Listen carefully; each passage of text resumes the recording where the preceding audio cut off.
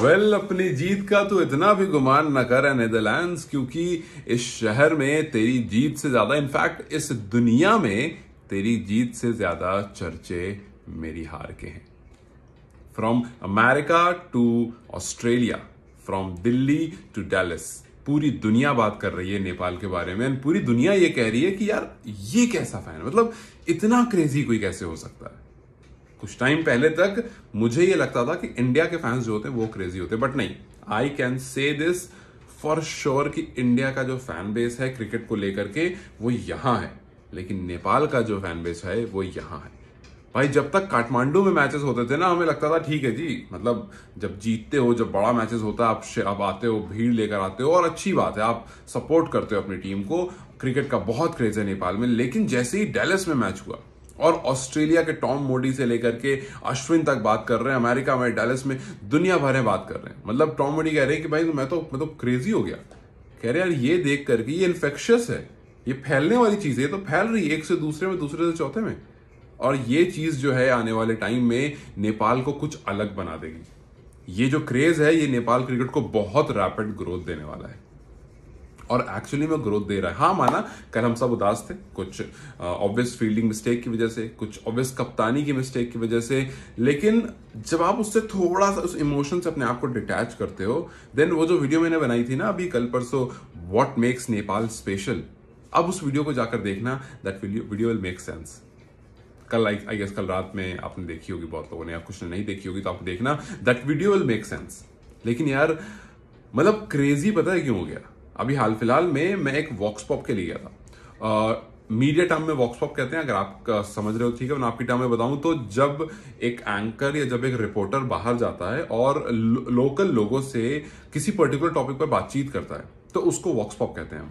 तो वॉक्स पॉप के लिए जब मैं गया था वर्ल्ड कप के टाइम में, अभी जब 2023 में वर्ल्ड कप हुआ था, इंडिया पाकिस्तान का मैच था, उससे पहले मैं गया था। अब आप सोचो इंडिया पाकिस्तान का मैच, मतलब obviously it's a big match.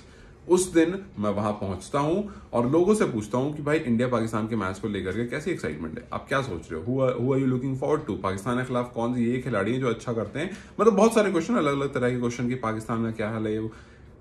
Believe me 50-60%, मैं झूठ नहीं कह रहा हूं, 50-60% लोगों ने मुझसे ये कहा, अच्छा कल मैच है, ओह इंडिया जीतेगा, अच्छा मैच है, यार मैच जब नहीं देखते हम, अब पहले देखते थे, अब जरा काम, अब कहाँ मैच वैच देखें। कह रहे यार अब तो रोज ही मैच हो रहे हैं। एक अंकल ने मुझे लिटरली बिठाया, मैं बात कर रहा था, उन्होंने लिटरली मुझे बिठाया, उन्होंने कहा कि पता है क्या, 2003 में जब मैच हुआ था ना तब हमने देखा था, उसके बाद मजा नहीं आया, उसका मैच देखना छोड़ दिया। कुछ ने कहा मैंने 2011 में मैच देखना छोड़ दिया। उन्होंने कहा उस टाइम पे ना क्रेज होता था, इंडिया पाकिस्तान दुनिया भर में क्रेज होता था, अब कुछ नहीं है, अब ऐसे ही फालतू है। ये बातें मैं आपको इसलिए बता रहा हूं क्योंकि इंडिया से धीरे धीरे क्रिकेट का क्रेज खत्म हो रहा है, और एक्चुअली में खत्म हो रहा है। और मुझे पता है आप में से बहुत लोग इस बात से डिनाई करोगे, but I have been on field and I have talk to people. अब जो क्रेज पहले था और जो क्रेज अब है वो बहुत ज्यादा डिक्रीज हुआ है। और ऑफिस में मेरे एक दोस्त से शर्त भी लगी है 10 साल बाद की, मैंने उससे कहा कि आने वाले 10 साल में यू विल सी कि इंडिया के अंदर से क्रिकेट जो है वो 50 टाइम डी ग्रोथ हो जाएगा। इंडिया के अंदर क्रिकेट 50 टाइम डी ग्रो हो जाएगा और अदर स्पोर्ट्स ग्रो होगा, मे बी फुटबॉल ग्रो होगा, मे वो मोस्ट प्रोबेबली फुटबॉल ग्रो होगा, बट अगले आने वाले 10 साल में क्रिकेट जो है वो डी ग्रो हो जाएगा। अब दैट्स शर्त फ्रॉम माई साइड, अब देखते हैं क्या होता है, बट ये मेरी अंडरस्टैंडिंग है जितना मैंने फील्ड पर काम किया है।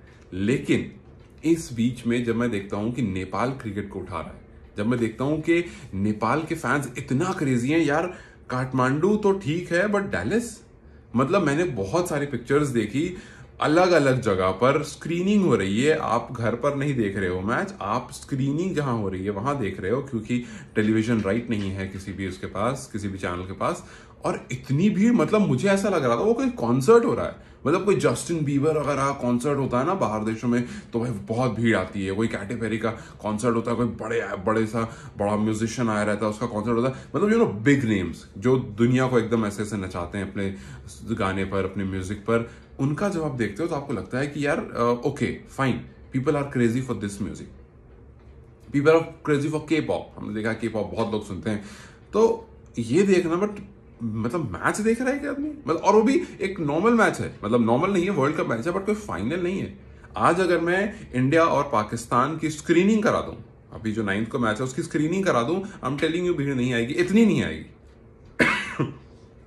भीड़ आएगी, लोग देखेंगे, इतनी भीड़ नहीं आएगी। लास्ट ईयर जब इंडिया पाकिस्तान 2022 में जब इंडिया और पाकिस्तान का T20 वर्ल्ड कप था तो लोग मैचेस देख रहे थे।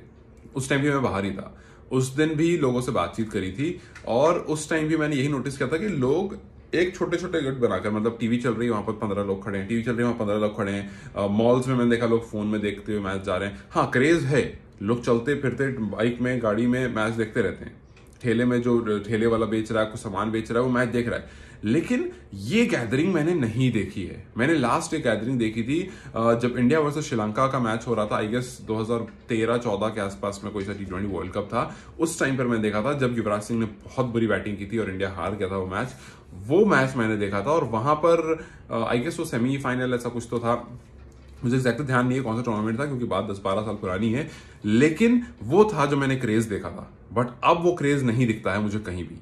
बट टुडे भाई न्यूयॉर्क में बीच इसमें what is that some clock, वो क्या नाम उसका मेरे दिमाग से निकल रहा है, वहां पर यूसी के पूरी भीड़ लगी हुई, उसमें नेपाल का क्राउड वो हो रहा है, उसमें बहुत सारी चीजें हो रही है, उसमें लोग खड़े होकर के बात कर रहे हैं नेपाल के बारे में। आप यू नो ऑस्ट्रेलिया से एंकर्स हैं, रिपोर्टर्स हैं, क्रिकेट एक्सपर्ट्स हैं। यहाँ अश्विन है, अश्विन कहते हैं कि भाई नीदरलैंड्स ने मैच जरूर डोमिनेट करके रखा लेकिन नेपाल फैंस ने पूरे स्टेडियम को डोमिनेट करके रखा। मतलब ऐसा ब्लू सी जैसा हो गया था, नीला समंदर। खैर नेपाल की परफॉर्मेंस इस क्राउड के सामने अप टू द मार्क नहीं रही, लेकिन यार हैट्स ऑफ यार, मतलब I really you know salute to all the people जो वहां मैच देखने आए थे। और सबसे अच्छी बात मुझे ये लगी कि एक एक बॉल पर जो चेयर मिल रहा था, कैच लिया जा रहा है तो चेयर, कैच छूट जा रहा है तो ओह ये चेयर। मतलब आप मैच छोड़ करके अगर उनको देखते तो आपको उससे समझ में आ जाता कि अच्छा मैच में ऐसा कुछ हुआ होगा।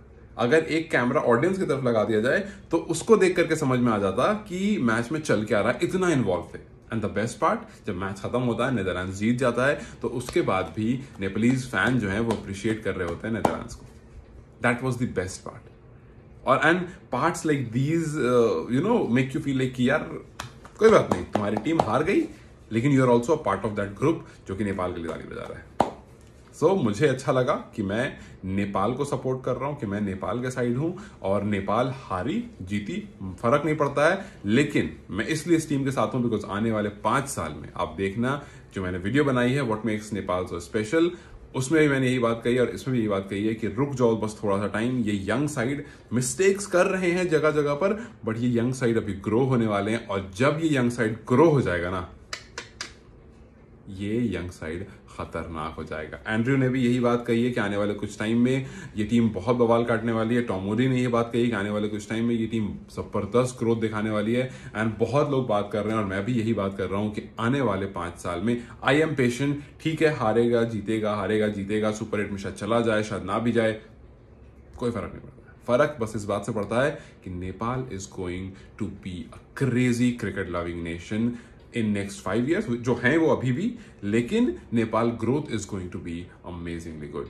सो लेट्स जस्ट होप कि नेपाल इसी तरह से, परफॉर्मेंस के वाइज नहीं, इसी तरह से सपोर्ट दिखाता रहे अपने प्लेयर्स पर, और प्लेयर्स इससे बेहतरीन परफॉर्मेंस दे करके उन सपोर्ट को कहते हैं ना, आपका सपोर्ट सराखों पर, उस सपोर्ट को सराखों पर रखें और अपनी टीम को आगे लेकर जाएं। सो जस्ट होप कि आने वाले मैचेस में we see some good match, we see some competitive match and Nepal wins, so that ये जो इमोशन है ये थोड़ा सा हैप्पी की तरफ भी जाए। यार हर बार सैड की तरफ जा रहा अच्छा नहीं लग रहा, थोड़ा हैप्पी की तरफ भी जाए and we see some good matches. So चलो, thank you so much to everyone who is involved, and मैं भी इन्वॉल्व हूं, so I am also a part of this, and let's hope that Nepal go great. I'll end with saying Jai Nepal.